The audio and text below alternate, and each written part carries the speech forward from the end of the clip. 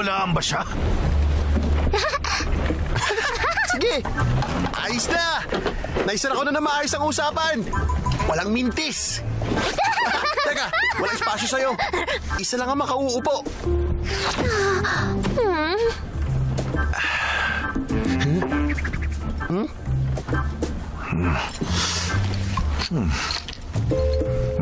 Ha?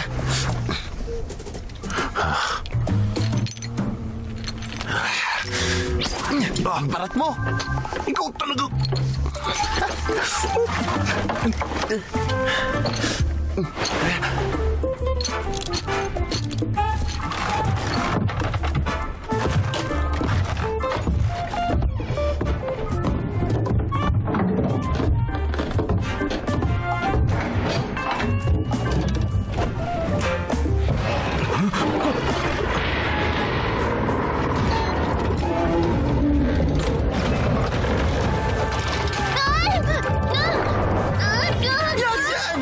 Nakalimutan ko sabihin! Kapag papasok ka sa lagusan, maaari kang magsuka! Sabi ko! Kumapit ka!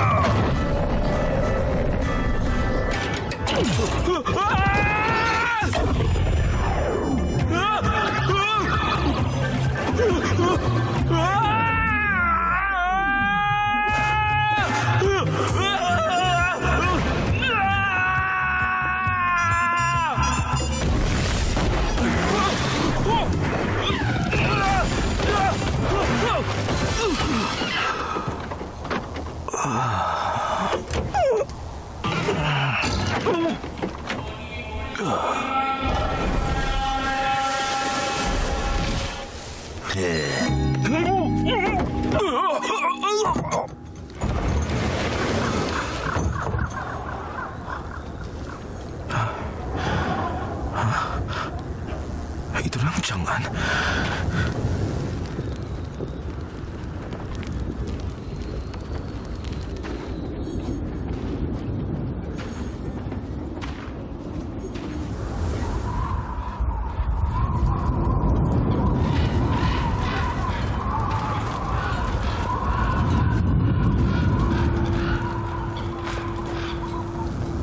Digmaan sa daigdig ng mga mortal.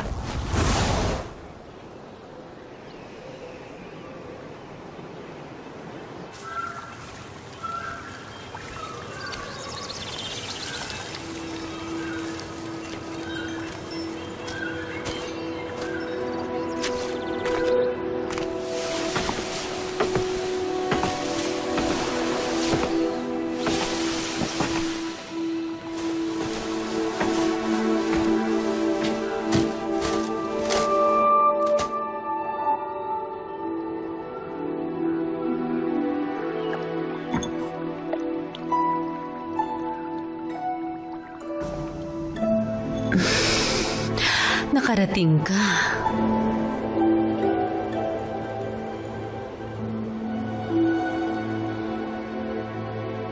Bagong lampara, langis ng lampara, lumang takip ng lampara.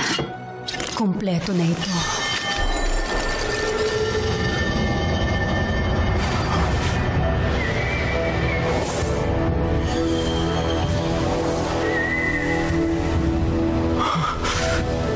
Ano to?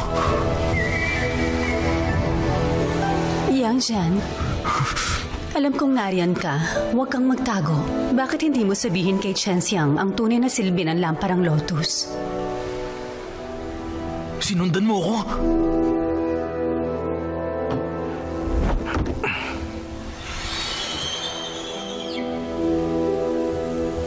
Sa tuktok ng bundokwa, namumugad ang mga phoenix.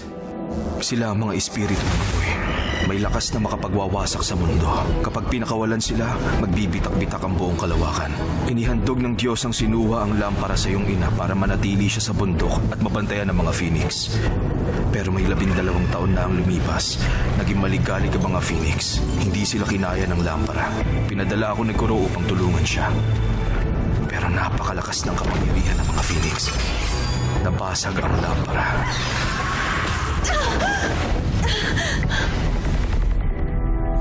Sa huling sandali, tumalon ang iyong ina sa pugad upang siya mismo ang pumigil sa mga ibon. Kapatid ko, ikaw nang bahala sa aking anak. Yang Chen! Kailangan mo isara ang tuktok ng bundok.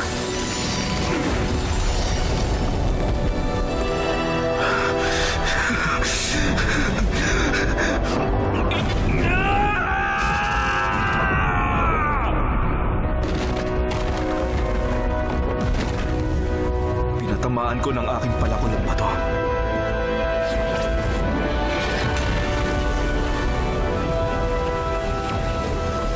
Kaya, nakulong ang mga Phoenix. At nagsara na rin ang ikatlong mata mo.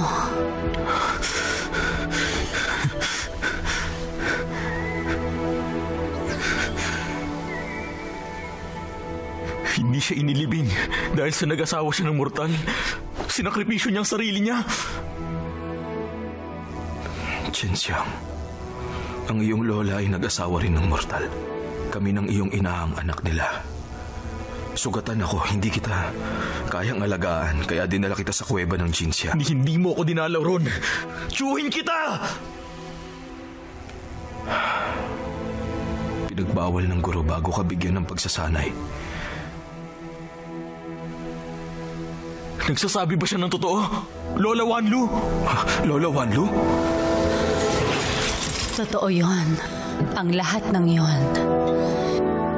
Yang Jian, ang iyong inang si Yao Ji ay matalik kong kaibigan. May isa pa akong pangalan, Diyosa ng Bundok Wu. Meron pang hindi nasabi sa inyo sa kwento. Kaya sumunod kayo.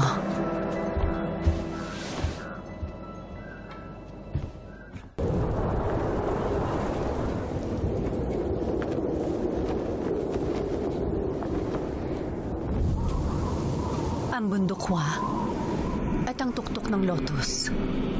Nakikita niyo ang liwanag, ligalig ang mga phoenix. Gumigising muli ang lakas nila. Si Ina, nakakulong sa ilalim ng bundok.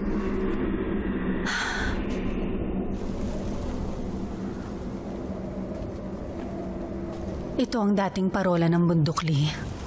Sinisindihan ito ni Haring Yu para matuwa ang kanyang kalunyang si Bao Si. Sa mali-maling senyales, bumagsak ang kanyang kaharian. Lagi na lang kasalanan ng babae. Yang Jian, alam mo ba kung bakit ginagamit ang lampara sa pagkulong ng Phoenix? Para maligtas ang kuweba ng Jinxia. Ginamit ng iyong guro ang kapangyarihan ng mga Phoenix para mapanatiling nakatindig ang kuweba. Kapag nakawala ang Phoenix, guguho ang kuweba. Hanggat nakakulong ang mga ibon, ligtas ang kuweba ng Jinxia. Yan ang totoong dahilan kaya ka pinadala ng iyong guro para ikulong sila. Hindi ko maintindihan. Sabi niya magliligtas ito ng buhay. May iwasan ng pagkawasak. Wala siyang sinabing tungkol sa kuweba. Makasarili ang kanyang dahilan. May batas na pag-inog ang langit at lupa at ang mga Phoenix ay tiyak na babangong muli.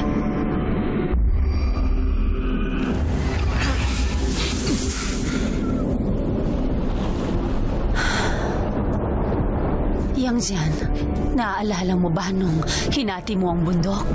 Yun ang panahon ng malaking dilubyo. Kaya ang totoo, ginamit ka niya sa sarili niyang kagustuhan. Isa ka lang laruan. Hatiin natin ang bundok. Iligtas natin ang iyong ina.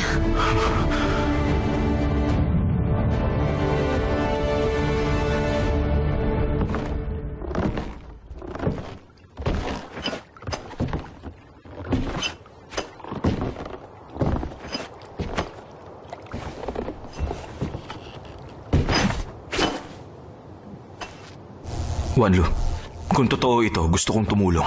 Pero bago yun, pwede mo ba akong samahan na humarap sa aking guro? Chen Xiang, sumama ka rin. Hindi ako sasama sa'yo.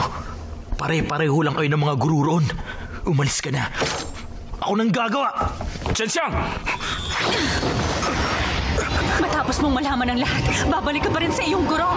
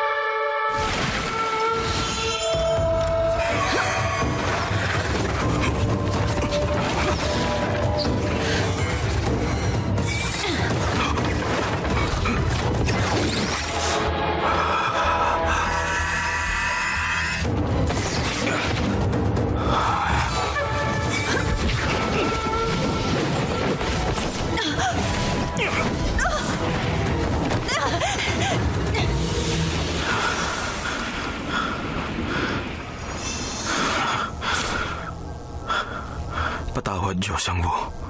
Natakot ako manatili si Chen Xiang dito at magaya rin kay Shen Gongbao.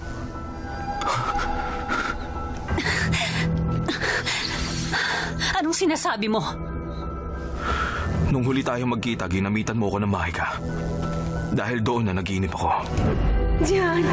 Hatiin mo ang bundok! Hindi yun ang aking ina. Ikaw yun. Diyosa ng bundok Wu. Bihasa ka sa paggamit ng panaginip para lituhin ang mga nilalang. Hindi si Chen Xiang ang pumatay sa pangalawang guro. Maging kay Shen Gongbao. Ang mga sugat ay gawa ng malasot lang sapot. Nang makita ko si Shen Gongbao, naghihingalo pa siya. Nasugatan siya ng makapangyarihang sandata. Namatay siya sa sugat, nalikha ng malasot lang sapot. At ngayon lang, inatake mo rin ako ng malasot lang sapot. At doon ko naalala na ang iyong mahikang sandata ay isang sapot. Ang pangalawang guro at si Shen Gongbao ay kapwa namatay sa kamay mo.